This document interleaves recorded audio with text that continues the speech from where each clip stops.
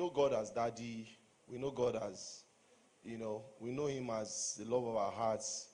But there are times, Pastor will tell you that there are times that God comes to you as the King. And you see, when He comes to you as the King and you mistake Him for Daddy, many bad things can happen to you. If God allows you to have a relationship with Him to the point where you know His varying sides, the day He comes to you as judge and you see Him as Daddy, Omo, you go collect. And just as we have God as our Father, my wife probably, we've not really been able to shape in this in my house because she really doesn't understand that place. We are friends. We are friends now. And I'm like, I understand that place. I understand what you're saying. But you see, when it comes to this one, don't touch it. And you see, because a woman sees things from the emotional perspective all the time, she will never understand that place. But you must allow for those boundaries. Imagine that you are seeing something from your office, and God shows you something from your office, and your wife takes like, is it not my husband? Bonjo.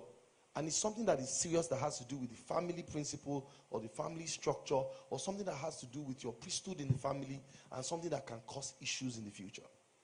Many a times, the reason why I try and keep a balance is because of those days. My wife, I always try and explain to her. So there was a day she came back from the market and she said, baby, something happened today. I said, what happened? She said there was this person in the market that was just going through beans, and the beans were spoiled, and she was begging them to sell the spoiled beans to her and telling them to sell the spoiled tomatoes to her. I know my wife very well. She can give her left leg. Right? On that day, what should I have said? So, this Nigeria don't spoil. Because that's where we're coming from. Like, baby, things are so expensive in the market. It was meant to be gist. But do you know, on that day, the Holy Ghost aroused. He was groaning in me.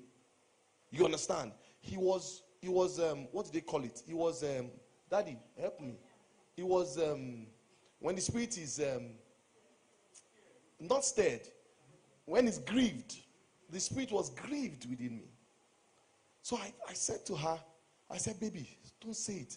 Did you? She said, baby, the account I was spending from, I need approval, this and that. I said, baby, so you need approval for me to help that woman? So I didn't talk to her that whole day. The next day, we're driving to my mentor's house. And I started the talk again. And she just said, baby, that thing has gone. Let's just forget about it. Oh, my. Do you understand what I'm trying to say? I had to put this. So she kept quiet because she saw that I had switched. There has to be boundaries.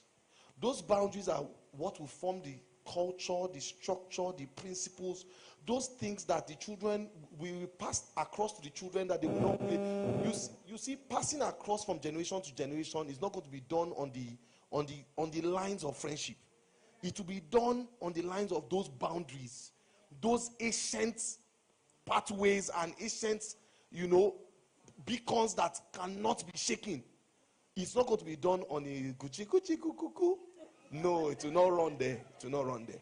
Those ones you will see when every wife, if you call them into a room and you say, as gentle as your husband is, does he have those things that they will tell you, or more guilty, they play? And that's the truth. He will just change. His face will just change because he understands where it is coming from. It's from God at the top.